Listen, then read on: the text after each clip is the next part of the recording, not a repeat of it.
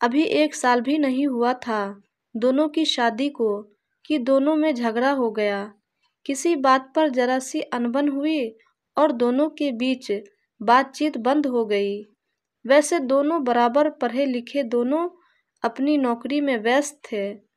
दोनों का ईगो भी बराबर वही पहले, मैं क्यों बोलूं, मैं क्यों झुकूं। 3 दिन हो गए थे पर दोनों के बीच बातचीत बिल्कुल बंद थी। कल मनीषा ब्रेकफास्ट में पोहे बनाए। पोहे में मिर्च बहुत ज़्यादा हो गई। मनीषा ने चखा नहीं तो उसे पता भी नहीं चला और करण ने भी नाराज़गी की वजह से बिना कुछ कहे पूरा नाश्ता किया पर एक शब्द नहीं बोला। लेकिन अधिक तीखे की वजह से सर्दी में भी वह पसीने से भीग गए। बाद में जब मनीषा ब्रेकफास्ट किया तब उसे अपनी गलती का एहसास हुआ।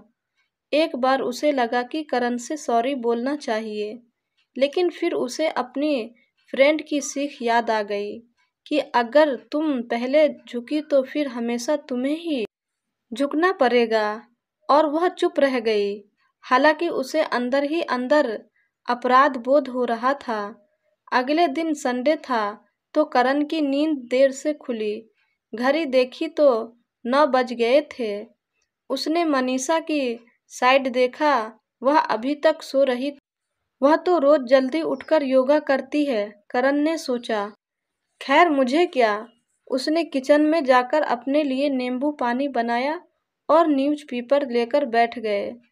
10 बजे तक जब मनीषा नहीं जगी तब करण को चिंता हुई। कुछ हिचकिचाते हुए वह उसके पास गया। मनीषा 10 बज गए हैं, अब जगो। कोई जवाब नहीं दी। 3 बार बुलाने पर भी जब कोई जवाब नहीं मिला तब वे परेशान हो गया। उसने मनीषा का ब्लैंकेट हटाकर उसके चेहरे पर थपथपाए। उसे तो बुखार था। वह जल्दी से अदरक की चाय बनाया, मनीषा को अपने हाथों का सहारा देकर बिठाया और पीठ के पीछे तकिया लगा दिया। उसे चाय दी। कोई दिक्कत तो नहीं? कप पकड़ने में क्या मैं हेल्प कर दूं? करण के कहने के अंदाज में कितना प्यार था, ये शब्द फीवर में भी महसूस कर रही थी। मैं पी लूंगी, उसने कहा। करण भी बेड पर बैठकर चाय पीने लगा। इसके बाद तुम आराम करो, मैं मेडिसिन लेकर आता हूँ। मनीषा चाय पीते पीते भी उसे ही देख रही थी। कितना परेशान लग रहा था, कितनी परवाह है करण को मेरी।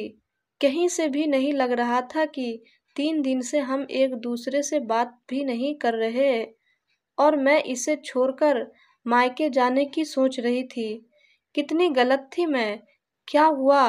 करण ने उसे परेशान देख पूछा। सिर में ज्यादा दर्द तो नहीं हो रहा? आओ मैं सलाह दूं। नहीं करण, मैं ठीक हूँ। एक बात पूछूं? हाँ बिल्कुल, करण ने सहज भाव से कहा।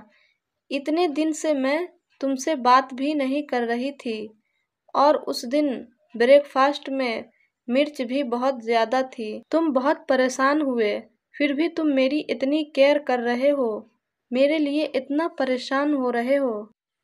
परेशान तो मैं बहुत हूँ। तुम्हारी तबीयत जो ठीक नहीं और न ही मेरे तुम्हारे झगड़े की बात, तो जब जिंदगी भर साथ रहना ही है तो कभी कभी बहस भी हो गई, झगड़े भी होंगे, रूठना मनाना भी होगा। 2 बर्तन जहाँ हो वहाँ कुछ खटखट तो होगी ही।